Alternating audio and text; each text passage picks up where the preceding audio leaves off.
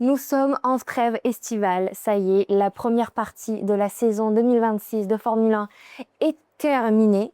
Et ben écoutez, elle s'est terminée sur un Grand Prix qui était plutôt super, faut le dire. On va le débriefer tous ensemble, tout de suite. On va pas attendre. On a un petit long débrief quand même ensemble. On va parler de Ferrari, on va parler de Red Bull, on va parler de Mercedes évidemment. On va parler de McLaren, mais surtout j'ai réintégré les top et flop pour pouvoir faire mes top et flop de ce début de saison. Et ensuite, on va surtout parler du reste du monde. Et le reste du monde, c'est surtout Williams. C'est surtout Williams et on a des choses à dire. Donc, écoutez, prenez comme d'habitude de quoi boire, de quoi manger, de quoi passer un agréable moment en notre compagnie à tous. Voilà, c'est juste moi et ma caméra, mais au moins, on est tous ensemble à tout écouter. Et c'est parti, allez. On va commencer par Ferrari. J'ai trouvé que ce week-end, même si il est assez bon, je l'ai trouvé un peu compliqué et un peu décevant. C'est vrai que peut-être qu'on en attend un peu trop de Ferrari, maintenant que Leclerc a un petit peu retrouvé un mojo, que Hamilton, quand ils s'entendent, enfin quand la FIA a envie de se faciliter la vie à Hamilton, ça peut donner des trucs sympas. Mais c'est vrai que là, sur ce week-end-là, écoutez, je m'attendais à une potentielle victoire. Je m'attendais à un rythme un peu plus développé que ce qu'on avait vu sur ces dernières courses. Et c'est vrai que je suis assez surprise de la tournure qu'il y a eu sur ce week-end où Leclerc, je le trouvais en difficulté. Hamilton, je comprends pas trop ce qui se passe avec Hamilton. Alors autant la pénalité pour la qualification, elle est 100% justifiée. Enfin là, oui, il méritait la pénalité. Mais par contre, là, on a une pénalité vraiment pour 0,1 km/h. Je pense que beaucoup de pilotes ont fait ce micro-excès en voie des stands et je pense que quasiment personne n'a été pénalisé pour ça. Mais Sir Hamilton, apparemment oui. Ça fait quand même 3 Grands Prix où il est 3 fois pénalisé d'affilée. Donc je sais que la FIA a un problème avec Hamilton, on le sait depuis la nuit des temps. Mais là, j'ai trouvé Hamilton un petit peu en dessous, avec moins de rythme.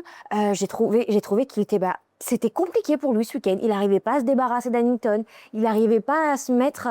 je sais pas. Alors, on parle de quelque chose où on attend d'eux qui soient à la limite entre la première et la troisième place, enfin, qui se battent pour le podium. Donc, c'est vrai que quand on prend la photo globale, oui, quatrième et cinquième, c'est pas mauvais du tout. Mais c'est pas ce que j'attendais d'eux. Vraiment, ce n'est pas ce que j'attendais d'eux. Là, 3 pénalités consécutives, je trouve ça énorme. Et il le dit lui-même, c'est pas en faisant ces petites bêtises à droite à gauche qui va être champion du monde. Parce que je pense que dans sa tête, il se bat pour le championnat et sur la base mathématique, il est complètement dans le combat du championnat. Et ok, là, on a fait 10 Grands Prix, 11 Grands Prix avec la Hongrie, mais il en reste 12. Il reste 12 Grands Prix, plus 2 sprints. On est sur une fenêtre où il reste encore le plus gros à faire. Et ça va passer extrêmement vite parce que à partir de Singapour, c'est 3 triple headers. Donc ça va passer extrêmement vite. Donc là, dans l'ensemble, je suis un peu déçue de Ferrari. Je me dis que la pause estivale va leur faire beaucoup de bien, de potentiellement mettre aussi des choses dans l'ordre, parce que même si sur la piste, alors encore une fois, on n'est qu'à la moitié de la saison. Donc je peux comprendre que les directions d'équipe ne soient pas encore 100% claires. Peut-être qu'il n'y en aura jamais, mais en l'occurrence, je pense qu'à la rentrée, si certaines choses ne changent pas trop, je vais commencer à me poser la question de pourquoi est-ce qu'on alors, par rapport à ce que j'ai vu ce week-end, pourquoi l'avantage de choix serait donné au P4 du championnat et pas au P2? Et ce ne sont que des si, est-ce qu'on est encore dans un cas de figure où oui, on veut privilégier Leclerc pour un certain championnat, ou alors est-ce que là, ils ont fait ça dans le cadre de la Hongrie parce qu'ils savaient qu'Hamilton allait avoir une pénalité, etc. Parce que voilà, Leclerc était plus capable, entre guillemets, d'aller chercher la plus haute place. Il y a des choses que j'ai encore un peu du mal à comprendre, où je me dis pourquoi est-ce qu'on prévient Leclerc en premier de la pénalité d'Hamilton et pas l'inverse, alors que c'est quand même Hamilton le principal concerné. Donc voilà, je pense qu'il va falloir attendre un petit moment à avoir certaines consignes d'équipe, si un jour on en a. Mais voilà, par exemple, moi je m'attends à ce que Monza, tout soit réglé, ficelé et encadré pour que les 2 Ferrari, soient sur le podium à Monza. Je ne voudrais pas moins d'eux à Monza. J'attends un double podium de Ferrari et j'espère qu'ils vont se secouer un petit peu la balle pour pouvoir aller dans ce sens-là. Donc, on a la trêve estivale, on a Hamilton qui va peut-être recharger les batteries comme il a envie, parce que c'est vrai que là, sur les 3 derniers Grands Prix, il est un petit peu plus en dessous que son coéquipier. J'espère que Leclerc va pouvoir aller chercher la première victoire de cette saison. Voilà, on a encore beaucoup de choses à anticiper, à avoir envie de voir, mais là, sur ce Grand Prix, sur la Hongrie, je suis un peu restée sur ma faim auprès de Ferrari. Donc, ce n'est qu'un Grand Prix parmi tant d'autres. Il y en a d'autres où ils vont pouvoir me décevoir et également me surprendre. Mais voilà, dites-moi ce que vous avez pensé de ce week-end de Ferrari. Dites-moi si vous êtes d'accord avec moi. Dites-moi si justement vous êtes habitué. Enfin, dites-moi tout ce que vous pensez. Et écoutez, puisqu'on est sur un week-end qui est assez compliqué pour Ferrari, on va aller sur une autre écurie où le week-end a été également en deux teintes. Les week-ends passent, mais se ressemblent beaucoup pour Russell. C'est triste. C'est triste. Alors, vous n'êtes pas sans savoir que Russell n'est pas forcément le pilote que j'apprécie le plus. Après, je ne déteste personne, peut-être hormis Stroll. Mais c'est pas parce que j'adore un pilote que je veux le malheur de l'autre. Évidemment que non. En revanche, là, ce qui se passe pour Russell, ça commence à être extrêmement dur. On est sur 6 victoires pour Antonelli contre 2 pour Russell. Et j'ai l'impression que tout ce qui doit mal aller sur un pilote, ça va mal pour Russell. Et je trouve ça fou que ce soit toujours sur lui. La semaine dernière, il a un DNF. Là, il nous tape un départ qui n'est vraiment pas bon et qui, du coup, lui fait faire une remontée qui n'était pas forcément dans la stratégie. Après, tant mieux pour lui, il finit 7e. Mais là, je me dis, psychologiquement, je ne vois pas comment est-ce qu'il peut continuer à se battre pour le championnat. Je pense que là, le mental, il en prend peut-être un coup. Alors après, la pause estivale est aussi là pour ça. Et rappelez-vous que ce qui s'est passé l'année dernière, Norris était complètement out à partir d'un certain moment de la première partie de la saison. Et à la seconde, à partir du moment où McLaren a décidé de prioriser Norris sur Piastri, Norris a commencé à reprendre un petit peu d'élan. Donc, je ne sais pas ce qui va se passer dans Mercedes. J'espère qu'ils vont continuer, que justement il ne va pas y avoir ce cas de figure où on priorise quelqu'un, parce que là, en l'état actuel des choses, s'il y a un pilote à prioriser, c'est bien Antonelli. Parce que là, il faut quand même se dire que c'est lui qui fait tout le job. Donc, voilà, là, si je prends Russell, je ne sais pas comment est-ce qu'on se relève d'un début de saison aussi. Je dirais pas qu'il est pas bon, parce qu'il a quand même fait des podiums, il a quand même gagné des courses, mais je trouve il reste décevant. Il reste décevant parce que voilà, on est quand même arrivé en début de saison avec une attente, c'est que ça y est, c'est l'année de George Russell. Antonelli est encore trop jeune pour se battre pour un championnat, etc. Russell va plaider la cause de l'ancienneté, etc. Et c'était juste normal que le cas de figure de Russell, premier du championnat, arrive. Ce n'est pas le cas, mais c'est comme, vous savez, je le dis beaucoup dans certains débriefs où des fois, il y a vraiment un alignement de planètes qui fait que ça va dans le sens d'un ou de l'autre. Par exemple, en 2021, hormis Abu Dhabi, où effectivement, là, il y a eu un coup de pouce de manipulation, les étoiles étaient plus enclins à aider Verstappen qu'Hamilton, où Hamilton a fait des choses tellement débiles qu'un septuple champion du monde ne fait pas, que du coup, c'était un peu, pas sans surprise, mais un peu plus dans le sens de Verstappen que oui, il allait devenir champion du monde. Et il y a des petits trucs comme ça où tu sens quand les étoiles elles sont alignées. L'année dernière, effectivement, elles se sont un peu plus alignées pour Norris, même si pendant un moment, je pensais que c'était vraiment dans le cadre de Piastri. Et bien là, c'est exactement pareil. Alors, encore une fois, je parle en débrief d'un Grand Prix et d'une première partie de saison. On est sur des si, on est sur des choses qu'on aimerait qu'il se passe, enfin que j'aimerais qu'il se passe, mais qu'on n'est pas à l'abri que ça se passe autrement à partir de la seconde partie de saison. Parce que comme je l'ai dit en tout début, il reste encore énormément de courses, il reste encore énormément de points à aller chercher. Plus de 300 si je me trompe pas. Donc là, on peut parler à un moment T. Oui, les étoiles sont pas du tout alignées pour Russell. Là, je trouve que tout est en faveur d'Antonelli et que si ce qu'on prend sur ce qu'on a vu la première partie de saison, bah, la logique voudrait que ce soit Antonelli qui soit champion du monde.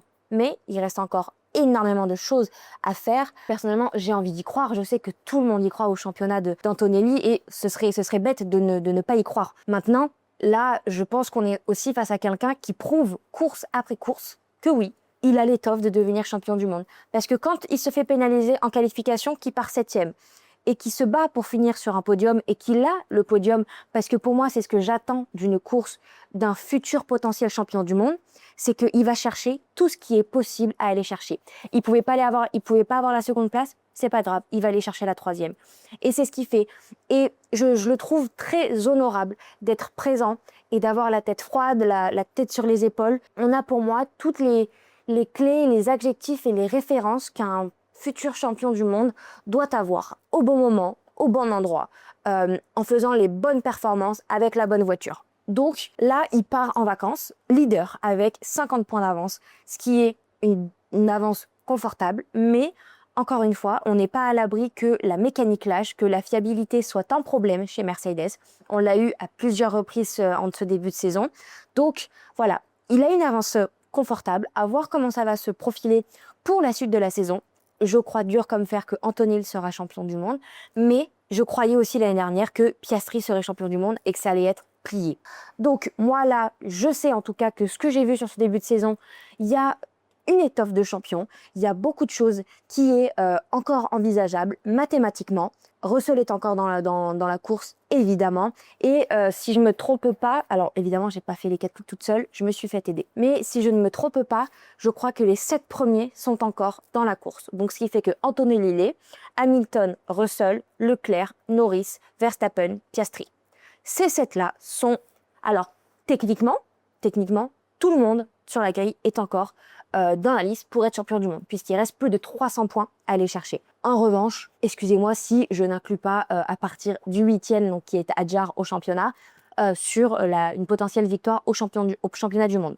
En attendant, pour moi, les 7-là sont mathématiquement encore potentiellement en liste pour être champion du monde. Maintenant, si moi, je fais mes petites prédictions, je pense que j'arrête la possibilité de championnat. J'hésite à inclure Leclerc. Voilà, je sais que là, en tout cas, le top 4, ça me paraît OK et ça me paraît plausible sur des trucs à événements, la fiabilité qu'il a chez Mercedes, Antonelli qui se sort, une sortie de route, on n'en sait rien. Tout est faisable. Maintenant, Antonelli a beaucoup plus démontré une carrure et une posture de champion que Russell.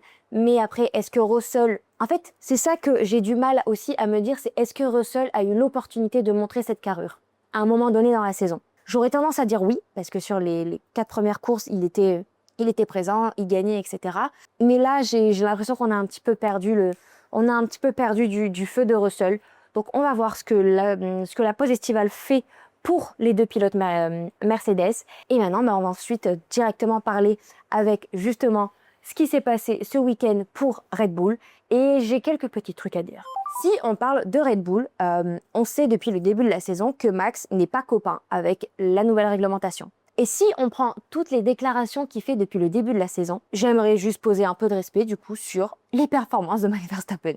Dans le sens où il n'aime pas la voiture, il n'y a pas un Grand Prix qui se passe sans qu'il crache sur la voiture, il n'y a pas un Grand Prix qui se passe sans qu'il râle. Voilà, depuis le début de la saison, s'il y a un truc que Max fait, c'est râler. En revanche, je trouve qu'il essaye quand même un petit peu de s'accommoder à ce que la voiture lui propose, parce que je ne vois pas comment un pilote autre que Verstappen, qui râle autant contre sa voiture, puisse nous faire 4 podiums sur les 11 premières courses. Avec la voiture qu'il a, je trouve ça fou que Verstappen soit sur des podiums, et ça pour moi démontre encore une fois que Verstappen est dans une autre catégorie et que c'est un excellent pilote, un des meilleurs de notre génération. Je comprends qu'il soit tout le temps en train de râler et tout ça, mais en revanche, je trouve qu'il n'a pas 100% baissé les bras et qu'il montre qu'il peut vraiment tirer le plus gros potentiel de cette voiture, qui est pour le moment une seconde place. Je n'en démords pas sur la victoire de Verstappen cette année. Je n'en démords pas. Je sais qu'il va avoir une victoire. Je le sens venir. Et ce qui est même un peu frustrant, parce que c'est chiant de se dire qu'il ne prend pas de plaisir à avoir ses résultats. C'est dommage, c'est frustrant, et de dire merde, il a toujours envie de partir, il est pas encore content, il sait pas encore dans ce qu'il a envie de faire, etc. Mais pourtant, en fait, c'est ça, c'est de dire que merde, t'es sur un podium, mais t'es quand même pas satisfait. Alors, s'il gagnait, est-ce qu'il serait plus satisfait? Eh ben, figurez-vous que je ne pense pas. Je pense que même le jour où il gagne, il continuera à cracher sur cette réglementation et à cracher sur cette voiture-là. Mais en attendant, je trouve ça quand même assez fou que quelqu'un avec autant de rage contre sa voiture en tire autant de potentiel. Donc, Max, respect quand même. Et sur qui est-ce que je mets le plus gros respect en ce début de saison? C'est Isack Hadjar. On est sur le 6e top 6 de sa saison. Et je trouve ça absolument fantastique. Il fait clairement le boulot de second qu'on avait demandé à Tsunoda de faire, que Pérez n'a plus su faire après la saison 2024. On est vraiment sur un second qui tient la route, qui est droit dans ses bottes. Et vous savez, il y a une chose que j'adore chez Isaac Hadjar. Peut-être que ça lui jouera des tours plus tard et peut-être que Red Bull c'était en train de chauffer ou de dire mec, sois plus sympa. Je n'ai jamais vu alors peut-être aussi c'est parce que il est comme ça sur Canal+ et que du coup c'est plus simple pour lui de faire parler ses émotions en français. Peut-être que si je parlais néerlandais, je comprendrais encore plus ce que Max Verstappen dit et peut-être qu'il parlerait avec autant de frustration et de colère et limite un peu de, pas de méchanceté mais de dureté que Isaac. Mais je trouve ça assez chouette. Alors je pense il pourrait peut-être adoucir un petit peu certaines choses, mais je trouve ça vraiment super que Isaac Hadjar soit un pilote qui n'a pas sa langue dans sa bouche et qui justement, il puisse dire « bah non, là c'est pourri ». Là, ce qui s'est passé, c'est pourri les gars. Et que justement, il n'ait pas pris le parti pris d'être lisse parce qu'il est dans une top team. Des fois, ça peut être un petit peu trop parce que il a vraiment l'expression faciale qui va avec la parole, qui est dure. Mais je trouve que c'est quelque chose de chouette de la part d'Isaac Hadjar de ne pas se conformer et de ne pas être dans le tout beau, tout rose. Et c'est un trait que je retrouve qui du coup est semblable à Max Verstappen dans tous les cas. Donc je trouve ça vachement chouette que Isaac Hadjar dise tout le temps ce qu'il pense, que ce soit dans le positif comme dans le négatif. J'ai adoré. Vraiment, j'ai adoré. Je crois que c'était son interview post-qualification que j'ai trouvé mais fantastique. Donc voilà, dites-moi ce que vous avez pensé du week-end de Red Bull. Je l'ai trouvé honnêtement encourageant. Je l'ai trouvé vraiment bien. Je continue à penser que Red Bull peut miser des podiums avec Hadjar aussi. Je pense que sur la fin de saison, Hadjar sera en position de se battre au moins pour la 3e place. Je pense vraiment que Hadjar peut avoir son premier podium Red Bull avant la fin de la saison et que Verstappen aura également sa première victoire. Je l'espère tellement de tout cœur que ce soit à Zandvoort. J'ai tellement hâte de ce Grand Prix, j'ai tellement hâte de le revoir, mais j'ai pas hâte aussi parce que du coup ça voudra dire que je lui dis au revoir pour toujours et que je verrai du coup jamais Verstappen sur ces terres. C'est pas grave, je m'en remettrai. Mais voilà, me dois de féliciter Isaac Hadjar pour son début de saison et je me dois aussi de féliciter Max Verstappen de mener à bout cette voiture-là qu'il déteste. On va parler de la prochaine écurie qui n'est autre que McLaren. Et McLaren, s'il y avait bien un truc que j'avais oublié qui pouvait me faire ressentir, c'est la joie et la déception en un seul Grand Prix. C'est terrible. Franchement les gars, c'est terrible. J'avais tellement envie que Piastri fasse enfin une course pas blanche. Alors, vous savez que j'adore Piastri, il fait partie de mon top 5 des pilotes, mais c'est vrai que depuis le début de la saison, je trouve que Piastri fait des courses blanches où on n'est pas enclin à se souvenir de sa prestation. Je pense que là pour l'instant sa saison elle est loupée.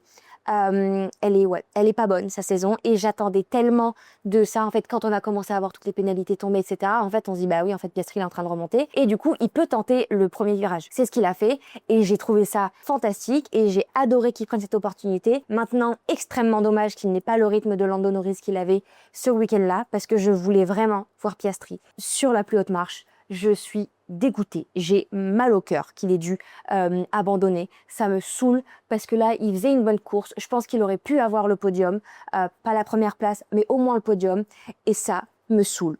J'en avais franchement terriblement envie et limite un petit peu besoin, autant que lui. Donc voilà, j'espère que la seconde partie de saison sera un peu mieux pour lui, j'espère qu'à Bakou ça va bien se passer parce que c'est quand même l'année dernière, c'est à Bakou que tout a commencé à chambouler pour lui. Donc j'espère qu'il va reprendre du poil de la bête et qu'à Bakou, il sera présent et possiblement apte à faire une super course et à monter sur le podium. Mais voilà, je suis vraiment dégoûtée, mais je ne peux que applaudir Lando Norris. Dieu sait que ce n'est pas un pilote que je porte dans mon cœur. En revanche, je le dis depuis plusieurs Grands Prix, depuis plusieurs débriefs, que Lando Norris fait une très bonne saison de champion du monde et que c'est dommage pour lui que cette réglementation vienne un peu entacher sa première saison en tant que champion du monde parce qu'il ne peut pas défendre son titre comme il aurait pu le défendre et prouver qu'il mérite d'être champion du monde pour la seconde fois. Et du coup, peut-être de confirmer auprès des personnes qui sont un peu sceptiques de son championnat que oui, c'est un bon champion du monde. Maintenant, je trouve qu'il a fait un très très bon week-end, que cette victoire, elle est méritée et qu'elle est même belle pour une première victoire en tant que champion du monde. Donc voilà, il l'a mérité. Il est le 5e vainqueur différent en 5 Grands Prix. Donc ça veut dire que certaines améliorations commencent à porter leurs fruits, que vraiment on a eu un moment dans le Grand Prix où 5 voitures se tenaient en 5 secondes, ce qui est quand même assez cool. Donc ça y est, je me dis que pour la seconde partie de la saison, on va pouvoir avoir une course pour la première place à 5, 6, voire 7 pilotes, suivant certaines tournures de Grand Prix, mais que là, en attendant, on est véritablement sur 5 pilotes qui peuvent prétendre à la victoire sur quasiment tous les Grands Prix, qui peuvent et surtout qui devraient, parce que Russell devrait être aussi dans cette course-là, de se battre pour la première place, mais en attendant, voilà, là, je ne peux que être contente pour Norris, c'est mérité, ça a été une très très très belle course de sa part, avec beaucoup de rythme, non, franchement, bravo, je ne peux pas critiquer. Là, je n'ai rien à critiquer. Ça me fait limite plaisir pour lui qu'il puisse montrer que ça y est, le champion du monde, il a une victoire. Ça aurait été vraiment triste qu'il parte de cette saison, du coup, en ne conservant pas son titre, mais surtout en n'ayant aucune victoire. C'est horrible. Donc voilà, bravo McLaren. Hâte de voir ce que ça va donner, du coup, la suite de la saison. Il parlait dans Formula One après le Grand Prix de potentiellement, est-ce que ça voudrait dire cette victoire que ça y est, Norris se met en mindset qui peut aller chercher le second. Au moment clé maintenant, à l'instant T, je ne vois pas Norris aller chercher le championnat. Après, encore une fois, il reste encore énormément de choses à vivre, à construire et à anticiper. Il y a énormément de choses qui peuvent se passer durant la seconde saison. Donc, on n'est pas à l'abri, mais à l'instant T, je ne vois pas du tout Norris aller chercher le championnat. Mais on verra. Maintenant, vu qu'on a parlé de Piastri, on va parler du reste du monde. Le reste du monde, j'ai pris 3 écuries. Williams, Audi, Cadillac. On va commencer par Williams. Moi, je vais vous dire tout de suite quel était mon highlight du Grand Prix. C'est Julien Febvre et Jacques Villeneuve qui pètent les plombs sur Sainz. Je crois qu'en 10 ans de regarder la Formule 1, je ne me souviens pas d'avoir entendu Julien Febvre pester autant contre un pilote. C'est comme si pendant un moment, il avait oublié qu'il était écouté par des millions de Français et que on avait limite le spectateur qui regardait et qui était là, mais putain, mais punaise, non, on ne fait pas ça. Et j'ai adoré son commentaire sur Sainz. Ce que je n'ai pas aimé, c'est évidemment la réponse de Sainz à Piastri. Enfin, je ne savais pas que quand on se battait pour la 16e place, on devait aussi embêter ceux qui se battaient pour la première. C'est vrai que pendant un petit moment, moi, j'aimais bien Sainz, j'avais pas trop de problèmes avec lui. Et même quand là, vous savez qu'il y a des rumeurs sur le fait que que c'est Alonso qui a vraiment un peu toute la silly season entre ses mains et qu'à partir du moment où il donne sa réponse de où est-ce qu'il va, s'il reste, s'il part, s'il prend sa retraite ou s'il va chez Alpine, que c'est Alonso qui sera le détonateur de tout.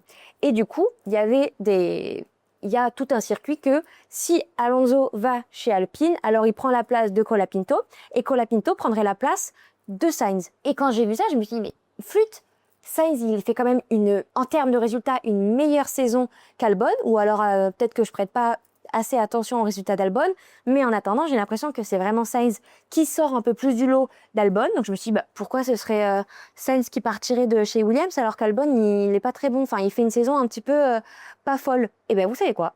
Après-demain, si Sainz, il peut partir, je suis pas contre. Alors, ça reste un pilote que j'ai apprécié, que j'apprécie. Je le déteste pas, mais c'est vrai que là, du coup, j'ai découvert une facette que je n'aimais pas.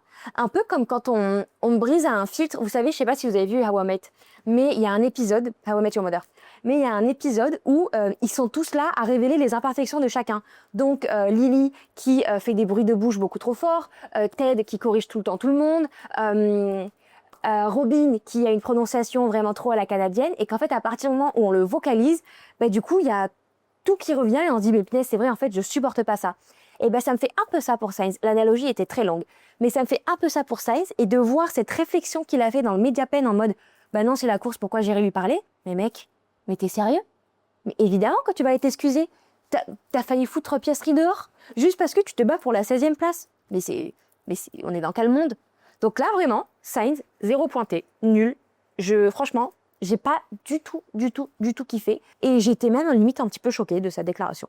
Maintenant, on va parler d'Audi, où là, ça me rend un peu plus heureuse. Hülkenberg a marqué ses premiers points avec Audi ce week-end. Et Gabi n'était que à une place, des doubles points. Donc, je sais que la suite de la saison va être vraiment géniale pour eux et j'ai hâte de voir ce qui va se passer. Il faudrait que je fasse un point, ça fait plusieurs fois que je le dis qu'il faudrait que je fasse un point sur les contrats, les dates de terme des contrats des pilotes. Mais on fera peut-être ça avant la reprise. Mais voilà, en tout cas, je sens que la suite de la saison va être super. En attendant, quelle autre suite de saison ne va vraiment pas être super et que là, c'est franchement, ça commence à devenir gavant et un peu la honte, c'est Cadillac. Je sais que je les ai mis dans le reste du monde, mais parce qu'en fait, il fallait juste que je dise cette phrase, que là, franchement, Cadillac, j'en ai ras la croquette. C'est pas bon du tout. Donc, j'espère vraiment que c'est une saison, enfin, c'est sûr même que c'est une saison test et que c'est vraiment une saison pour prendre ses marques, etc. Mais j'espère vraiment que l'année prochaine, ça va aller un petit peu mieux parce que là, les gars, vous êtes derniers. Mais dernier. Donc on va voir et ouais, on va voir. Là franchement, je suis fatiguée de soutenir Cadillac. Je les soutiens pas, mais je suis fatiguée parce qu'il y a Bottas et j'aime bien Bottas. Enfin, j'aime bien Bottas, non. Mon copain a bien Bottas, donc moi j'aime bien voir mon copain heureux. Mais en fait, à chaque fois que Bottas il doit abandonner, moi ça me gonfle. Donc voilà, dites-moi ce que vous pensez, ce que vous avez pensé de ce Grand Prix, voilà, si vous avez des choses à me dire, n'hésitez pas à me le donner en commentaire. Et on va terminer cet épisode sur mon top et flop de cette première partie de saison. En flop numéro 3, j'ai mis Ocon. Ocon, je trouve qu'il fait pas vraiment un très bon début de saison. J'ai un peu peur que du coup ce soit sa dernière saison en tant que titulaire en Formule 1. On va voir, peut-être que la seconde partie, il va peut-être y avoir des petits changements, etc. En attendant, là, je ne peux pas dire que Ocon fait une bonne saison. En flop numéro 2, j'ai mis Cadillac, parce que s'il y a bien un truc qui est pire que Ocon, c'est Cadillac. Donc, rien à dire, vous êtes juste peanuts, nul. Et ça me gonfle de vous voir vraiment là pour faire 21e, 22e. Il en faut bien, il faut forcément des personnes qui finissent dernier, mais chiant de ouf. Et en flop numéro 1, je suis peut-être un peu dure, mais j'ai mis Russell, parce que je m'attendais vraiment pas à ce que le gap soit aussi grand entre Antonelli et Russell. Donc, est-ce que j'attends à ce qu'ils se reprennent un petit peu dans la seconde partie de la saison? Oui. Est-ce que j'attends à ce qu'ils gagnent le championnat? Non. Est-ce que j'attends à ce qu'il y ait une bataille entre les deux coéquipiers? Oui. Donc, j'attends de voir comment va se passer la suite de la saison. En attendant, pour cette première partie de saison, pour moi, Russell, c'est un gros loupé. Maintenant, sur la chose un petit peu plus positive. En flop numéro 3, j'en ai mis 2 ex-aequo parce que je n'arrivais pas à les départager. J'ai mis Hadjar et Lindvald. Hadjar fait un excellent début de saison. Il fait exactement ce qu'on lui demande de faire en tant que second. Il est au bon moment, au bon endroit. Il rapporte les points qu'il doit rapporter, qu'il peut rapporter et qu'il sait rapporter. Donc franchement, Isaac Hadjar, c'est parfait pour ce début de saison et pour un début de carrière en top team. Du coup, ex-aequo, j'ai mis Lindvald parce qu'on reste sur une première saison de rookie pour Lindvald. Il est 12e au championnat si je ne me trompe pas. Il a rapporté pas mal de points. Il a été beaucoup de fois dans le top 10. Il passe régulièrement en Q3. Je trouve franchement que c'est un bon début de saison, surtout pour moi qui étais extrêmement réticente à l'idée qu'il vienne en Formule 1. Donc là, il m'a fait clouer mon bec, donc franchement, bravo. Et ouais, Hadjar et Lindvald en top numéro 3.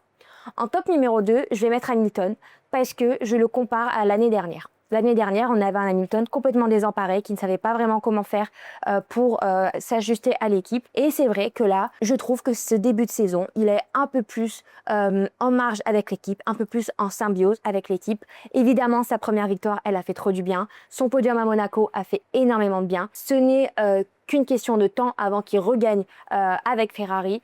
Donc voilà, c'est un top numéro 2 pour Hamilton parce que ça fait du bien de le voir comme ça et dans cette forme et de faire un peu fermer les clapets aux personnes qui l'ont un petit peu beaucoup trop insulté l'année dernière sous prétexte que Hamilton était fini. Et en top numéro 1, c'est pas vraiment un suspense, j'ai mis Antonelli parce que je ne m'attendais pas à ce qu'Antonelli soit aussi performant, aussi constant, aussi régulier, c'est vraiment la même chose et avec autant la tête froide que maintenant. Donc vraiment pour moi c'est un top 1 pour Antonelli. J'espère qu'il sera bien récompensé à la fin de la saison parce que j'aimerais beaucoup voir l'histoire s'écrire avec un gamin de 20 ans qui est champion du monde.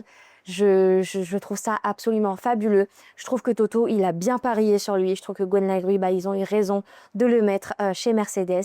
Ça va faire fermer pas mal de bouches et j'ai envie de voir ce gamin heureux. J'ai trop envie de le voir champion du monde.